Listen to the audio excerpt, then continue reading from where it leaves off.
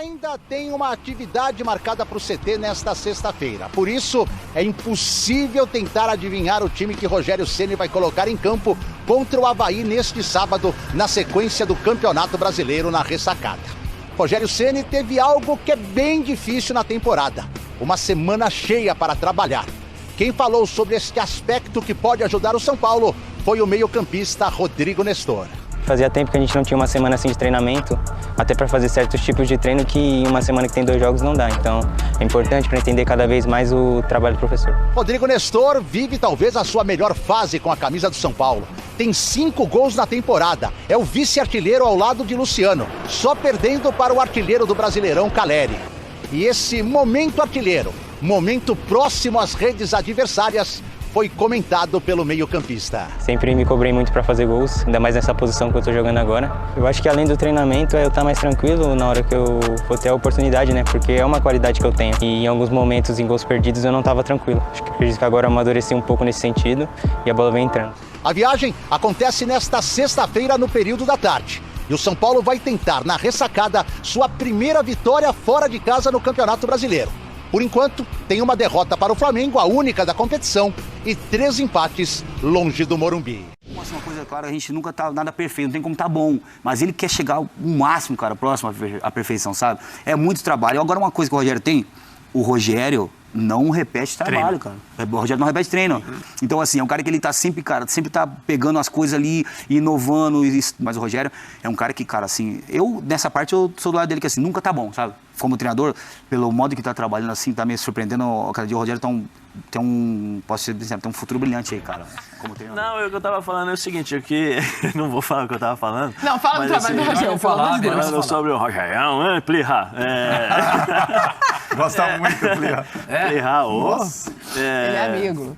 Plirra escreveu um livro, não escreveu? Escreveu? É amigo do Rogério. Mas assim, eu sempre achei o Rogério muito, desde o primeiro trabalho, né? Você vê que o Rogério é muito focado em relação àquilo que faz, ele é dedicado, é muito profissional.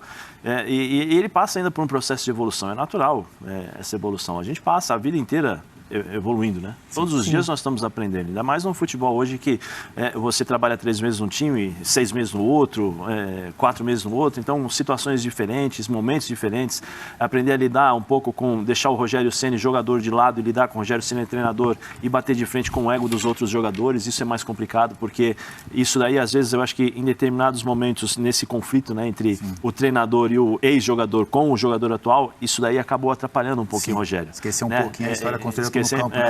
Mas eu tenho certeza que ele vai se tornar um dos grandes, senão ele já está aí na lista dos melhores treinadores do futebol brasileiro, pela variedade de formas que ele joga, pela capacidade que ele tem de colocar nos seus times as suas digitais, né, vamos dizer assim, porque você assiste um jogo do São Paulo, você sabe que é o time do Rogério. Você assistir um jogo por mais do adaptações Fortaleza, que ele faça, você sabe que é o time o Rogério estava trabalhando ali. Então isso é fundamental, porque você já tem um norte, você já tem uma estrada por onde seguir. E depois você vai, né, colocando um olhinho de gato aqui, uma placa ali, vai melhorando a qualidade da sua estrada para justamente atingir os objetivos. Mas eu acho que o Rogério, ele tem uma coisa que eu acho que é fundamental, ele gosta de ganhar. Ele não se acomoda, ele quer ganhar sempre. Eu acho é que muito competitivo. Isso ele tem muita coisa fundamental também, né? Ele é bom. Sim, mas às vezes... Você nunca virou ninguém e falar assim, não, o Rogério saiu daqui, o Rogério deu problema, porque ele é ruim. Não, ele teve problema para chegar no vestiário do Cruzeiro, chato, ele teve exige problema para muito. entender o ambiente do Flamengo, ele exige... Correção no canal. É chato, Você ele lembra exige, quem hoje é tratado como aí no mercado, dos que não estão empregados, o grande nome do Brasil? Cuca.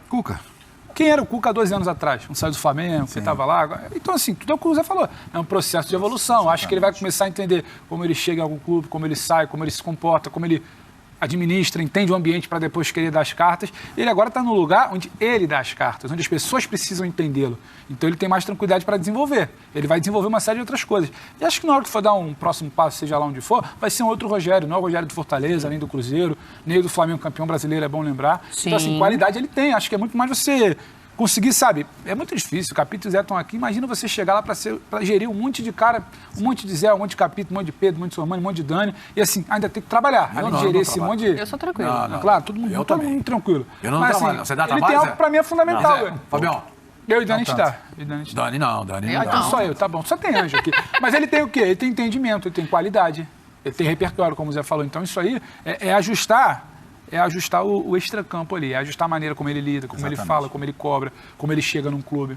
como ele cobra da diretoria ao funcionário, ao jogador. Ajustando isso, o Rogério é bom, cara. O Rafinha falou, vai ser grande. E ele aprendeu, né, capitão? Aprendeu o inverso, né? Porque eu acho que talvez seja o primeiro trabalho que a gente vê dele depois do Fortaleza, com possibilidade de realmente tomar a rédea. E tomar a rédea, você pode fazer isso de algumas maneiras. No Fortaleza ele faz isso de uma maneira, porque precisava de alguém centralizador, e ele é essa pessoa. E agora no São Paulo, eu acho que o trabalho dele é tão positivo e ele aprendeu tanto a se colocar dentro de uma instituição, que ele reconquistou a torcida, que no primeiro momento como técnico lá atrás, ele, não sei se perdeu, é muito forte, porque ele é o Rogério Ceni, mas assim, ele deixou de ter tanto afago em algum momento. Dani, Ele teve a questão da declaração, ele teve a declaração. Postou nas redes sociais, Ele chegou. que dizia assim, o Rogério só terá paz, não exatamente nessas palavras, né? No momento que ele pediu desculpas pra gente. Porque ele falou, o Flamengo... Não, mas isso tá pra trás, é isso que eu tô colocando. Então Isso eu acho que ele também. perdeu sim a torcida naquele primeiro momento. Reconquista com o trabalho. Sim. Eu acho que alguns clubes foram uma grande escola para ele, né, Dani? Sim. O Fortaleza foi, né? Ele saiu do São Paulo, e aí o Fortaleza abriu as portas, aí como você disse, entregou a ele o clube, e ele tem uma participação muito grande do que é o Fortaleza hoje.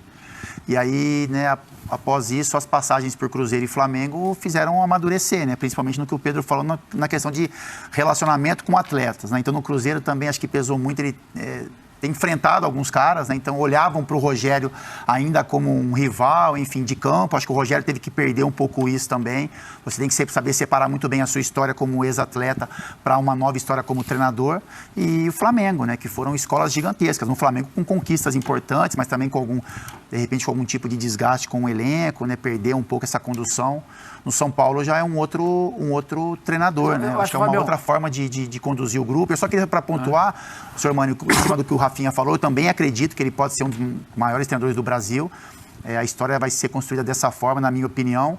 E chamar atenção para que o Rafinha também disse, que a gente gravou um resenha, né, um tempo atrás, alguns anos atrás, com o Rogério, e é impressionante isso, né? Porque ele falava que não repetia treinamento. Então ele tinha um treinamento para cada dia, né, do ano, para que ele pudesse fazer o jogador realmente ter essa sensação de algo diferente a cada dia. E isso, não sei, fazem 3, 4 anos que a gente gravou, e eu fiquei na cabeça. Eu falei, poxa, não é possível um cara que não repete treinamento. Eu confesso a você que quando ele fala não repetir treinamento, eu pensei em, sei lá, num período curto, não. Não. Ele fala que não. Ele falou pra gente no resenha que ele não repete. E o Rafinha reiterou isso. Ele não repete treinamento.